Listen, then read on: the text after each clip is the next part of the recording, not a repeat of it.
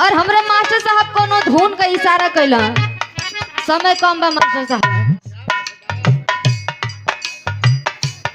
Ram master भैया बड़ा ओठलाली लिपस्टिक निहारत है। लिपस्टिक हमनी का लगाव तन रउआ काहे टीस भरत है। ये को श्रृंगार है, लड़की श्रृंगार ना करी तो कैसा ना लगी। हमरे मास्टर साहब धुन बजौला का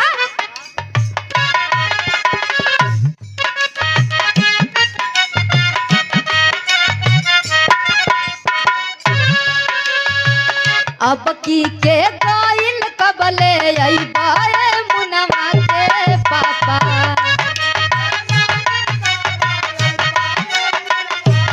क्या बात है।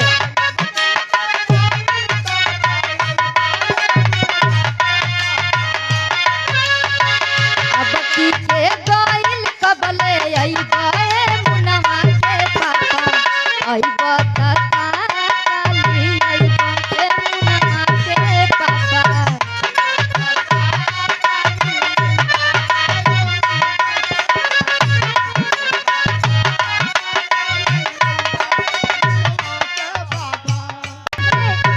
भीम नमो बुधाय।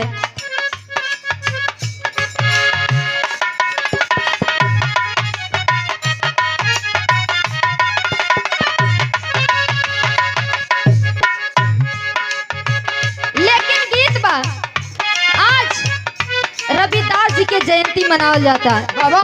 जैसे हमने कहे जो जुट के मनावता नहीं जा, सब लोग पूजा अर्चना करता है बाबा। कोनो बिटिया बाबा के दरबार में गई बाड़ी, एगो बात कहली का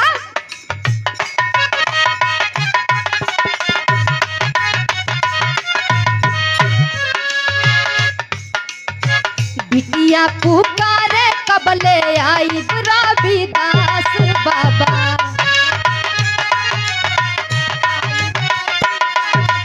क्या बात है।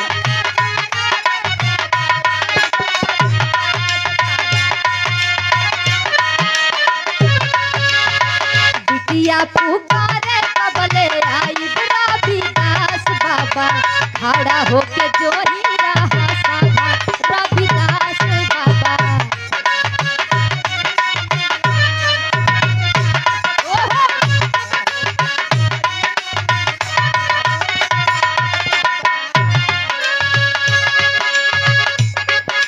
हमारे देश में ऐसे ऐसे संत हुए बाबा, लेकिन सबसे हटके हमारे रविदास जी जो एक ऐसे संत थे, न केहू के धन से मतलब न दौलत से मतलब, बस एगो निर्गुण भजन में रहे बाबा।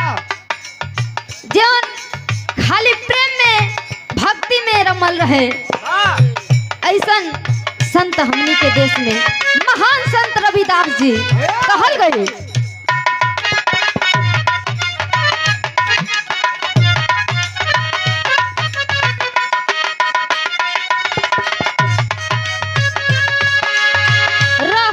फकीर बाकी मन के रहले चंगा।